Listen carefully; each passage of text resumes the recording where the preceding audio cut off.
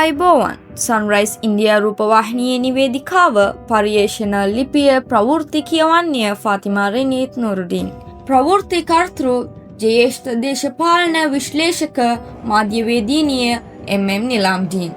මාධ්‍යවේදී තරිදු ජයවර්ධනගේ මාධ්‍ය කටයුතු සඳහා ගම්පොළ පොලිසියට නීති විරෝධී ලෙස කැඳවීම සහ හිරු මාධ්‍ය ආයතනයේ විකාශන බලපත්‍රය අවලංගු කරන ලෙස ශ්‍රී ලංකා පොලිසිය ශ්‍රී ලංකා විදුලි සංදේශ නියාමන අධිකාරියෙන් කරන ලද ඉල්ලීම පොලිස් රාජ්‍යයක බලය ස්ථාපිත කිරීමෙන් මාධ්‍ය මර්ධනය සඳහා රජයේ අභිලාෂයෙන් ක්‍රියාත්මක කිරීම පැහැදිලි උත්සාහයක් ලෙස සලකන ශ්‍රී ලංකා වෘත්තීය මාධ්‍යවේදීන්ගේ සංගමය එවැනි ක්‍රියාවලින් වැළකී මේ රට තුළ සෙබේ මාධ්‍ය නිදහස සහ මාධ්‍ය ආචාර ධර්ම ස්ථාපිත කිරීම සඳහා අවශ්‍ය පරිසරය නිර්මාණය කරන ලෙස රජයෙන් ඉල්ලා සිටී.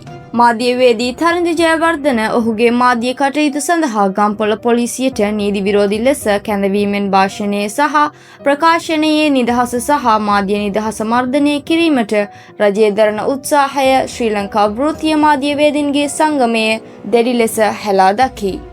අඹලුවාව ජෛව විවිධත්ව සංකීර්ණය සහ ඒ ආශ්‍රිත ආයතනවල සිදු වූ වංශා සහ දූෂණ කිහිපයක් හැලිදරව් කිරීම සම්බන්ධයෙන් මාධ්‍යවේදීන්ට එරෙහිව මාධ්‍යවේදී තරිඳු ජයවර්ධන විසින් ගොනු කර ඇති පැමිණිල්ලට අවශ්‍ය සාක්ෂි ලබා ගැනීම සඳහා පොලිසිය මාධ්‍යවේදී තරිඳු ජයවර්ධනට අද 2025 දෙසැම්බර් මාස 26 වන දින පෙරවරු 11ට ගම්පොළ පොලිසිය හමුවේ පෙනී සිටින ලෙස කැඳවා තිබේ.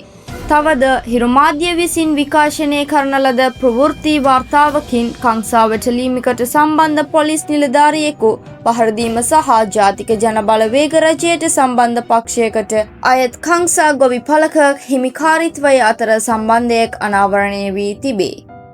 මෙම පුවත අසත්‍ය පුවතක් ලෙස විස්තර කරමින් පොලිසිය හිරු මාධ්‍ය ආයතනයේ විකාශන බලපත්‍රය අවලංගු කරන ලෙස ශ්‍රී ලංකා විදුලි සංදේශ නියාමන අධිකාරියෙන් ඉල්ලා තිබේ.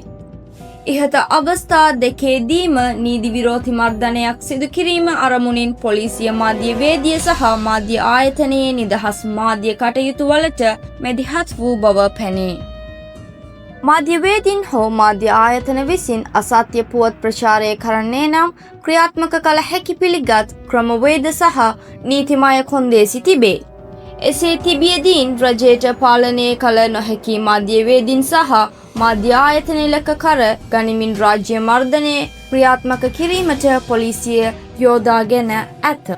මාධ්‍ය නිදහසේ මුවාවෙන් බලයට පත් වූ NPA රජයේ මර්ධනාකාරී ස්වභාවය පැන්නුම් කිරීමට NPA රජයේ මාස 15ක පාලනය තුළ ගත් පෙරනොවු විරු පියවරන් හේතුව වී ඇත. ශ්‍රී ලංකා වෘත්තීය මාධ්‍යවේදීන්ගේ සංගමය දෙඩි කනසල්ල පළ කරයි. ප්‍රවෘත්තියක හෝ වැඩසටහනක අන්තර්ගතය පිළිබඳව තීරණ ගැනීමට බලයක් TRC ආයතනයට නොමැත. කංසාවට ලීමෙන් පසු NPP පාර්ලිමේන්තු මන්ත්‍රී ශාන්ත පද්මකුමාරට පහර දුන් බවට චෝදනා එල්ලවී ඇති පොලිස් නිලධාරියෙක් පැවසීය. රත්නපුර දිස්ත්‍රික් ජාතික ජනබලවේගයේ පාර්ලිමේන්තු මන්ත්‍රී ශාන්ත පද්මකුමාර සුබසිංහ ඇතුළු කණ්ඩායමක් විසින් තමාට පහර දුන් බවට සූරියකන්ද පොලිස් ස්ථානයට අනුයුක්ත පොලිස් නිලධාරියෙකු චෝදනා කර තිබේ. සිද්ධියේදී තුවාල ලැබූ පොලිස් නිලධාරියා සිද්ධියේදී ඇති වූ බව කියන තුවාල සඳහා දැනටම ඇඹලපිටිය රෝහලේ ප්‍රතිකාර ලබමින් සිටී. පැමිණිල්ලට අනුව සූරියකාන්ත පොලිසිය විසින් මෑතකදී සිදු කරන ලද කංසාවට ලීමට නිලධාරියා සහභාගී විය. මන්ත්‍රීවරයාගේ බිරිඳගේ පියාට අයත් ඉඩමක මෙම වැටලීම සිදු කර ඇති බව වාර්තා වේ. තුවාල ලැබූ පොලිස් නිලධාරියා කියා සිටින්නේ පාර්ලිමේන්තු මන්ත්‍රී ශාන්ත පද්මකුමාර ඇතුළු පිරිස වාහනයකින් පැමිණ තමාට පහර දුන් බවත් ප්‍රහාරය අතරතුර තමාට තර්ජනය කළ බවත්ය. මේ අතර පාර්ලිමේන්තු මන්ත්‍රී සුබසිංහ මහතා නිලධාරියාට එරෙහිව පොලිස් පැමිණිල්ලක්ද ගොනු කර ඇත. කංසා වැටලීමෙන් පසු පහර දුන් බවට චෝදනා එල්ල වී ඇති උතුරු පළාත් මන්ත්‍රී ජාතික ජන බලය නියෝජනය කරන රත්නපුර දිස්ත්‍රික් පාර්ලිමේන්තු මන්ත්‍රී ශාන්තපත්ම කුමාර සමග ඇති වූ ප්‍රචණ්ඩ ගැටුමකින් පසු පොලිස් කොස්තාපල්වරයෙකු රෝහල් ගත කර ඇත. පහර දුන් බව කියන නිලධාරියා ඇඹිලිපිටිය මූලික රෝහලේ ප්‍රතිකාර ලබමින් සිටී. මන්ත්‍රීවරයාගේ මාමණ්ඩියට අයත් බව කියන ඉඩමක පිහිටි ගංජා වක්තයක් වැටලීමේදී මෙම ආරවුල ඇති වූ බව පොලිස් නිලධාරියා පවසයි. රත්නපුර දිස්ත්‍රික් ජාතික ජන බලයේ පාර්ලිමේන්තු මන්ත්‍රී ශාන්තපත්ම කුමාර සුබසිංහ මහතාට පහර දීමේ සිද්ධියට සම්බන්ධ පොලිස් කොස්තාපල්වරයෙකු පොලිසිය විසින් අත්අඩංගුවට ගෙන තිබේ. ජාතික ජන බලයේ රත්නපුර දිස්ත්‍රික් පාර්ලිමේන්තු මන්ත්‍රී ශාන්තපත්ම කුමාර මහතා සමග උණුසුම් ගැටුමකට සම්බන්ධ වූ පොලිස් කොස්තාපල්වරයෙකු ඇඹිලිපිටිය මහේස්ත්‍රාත් අධිකරණයේ ඉදිරිපත් කිරීමෙන් පසු එපමත මුදා හැර තිබේ. ජාතික ජන බලවේගයේ රත්නපුර දිස්ත්‍රික් පාර්ලිමේන්තු මන්ත්‍රී ශාන්තපත්ම කුමාර සුබසිංහ මහතාට පහර දීම සම්බන්ධයෙන් අත්අඩංගුවට ගෙන පසුව එපමත මුදා හරින ලද පොලිස් කොස්තාපල්වරයා වැඩිදුර පරීක්ෂණ සඳහා සේවයෙන් අත්හිටුවා ඇති බව පොලිසිය පවසයි. පාර්ලිමේන්තු මන්ත්‍රී ශාන්තපත්ම කුමාර සුබසිංහ මහතා ඇතුළු පිරිසක් විසින් පහර දුන් බව කියන පොලිස් නිලධාරියාගෙන් ලබාගත් රුධිර සාම්පලයක් රජයේ රස පරීක්ෂණ දෙපාර්තමේන්තුවට යවන බව පොලිසිය මීට පෙර පවසා තිබුණි. එදිනම රාත්‍රියේ ජාතික ජන බලවේගයේ රත්නපුර දිස්ත්‍රික් පාර්ලිමේන්තු මන්ත්‍රී ශාන්තපත්ම කුමාර සුබසිංහ මහතාද කොළන්නා පොලිස් ස්ථානයට පැමිණිල්ලක් ඉදිරිපත් කළේය.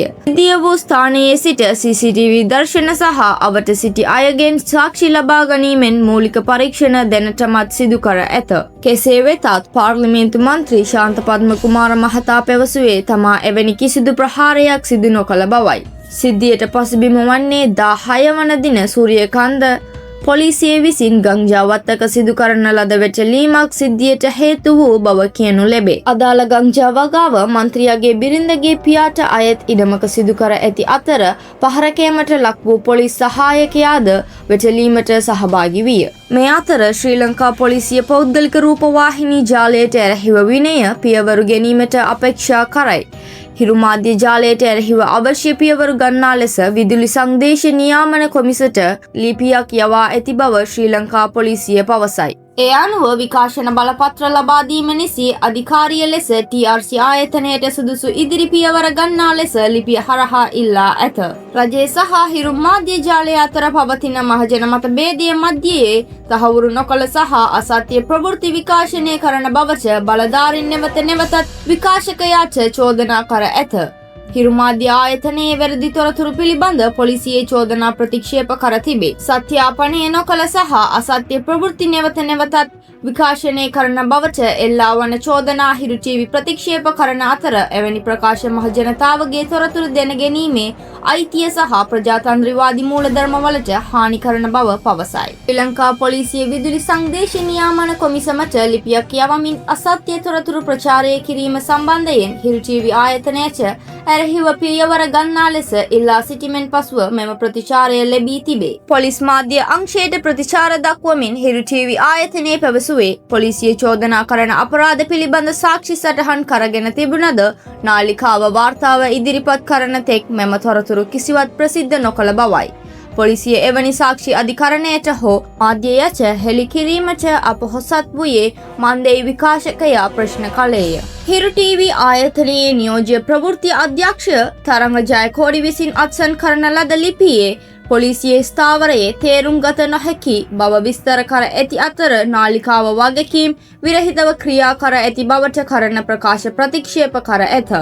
ජාතික ජන බලවේගයේ මන්ත්‍රීවරයෙකුට ගංජා වගාවක් හිමි බවට හිරු TV ආයතනය පළ කළ වාර්තාවකින් පසුව ලිපි හුවමාරුව සිදුවිය. වාර්තාවේ පොලිස් නිලධාරියෙකු සහ අධිකරණයෙන් දඩ නියම කර ඇති ප්‍රාදේශීය පදිංචිකරුවෙකු මුලාශ්‍ර ලෙස දක්වා ඇත.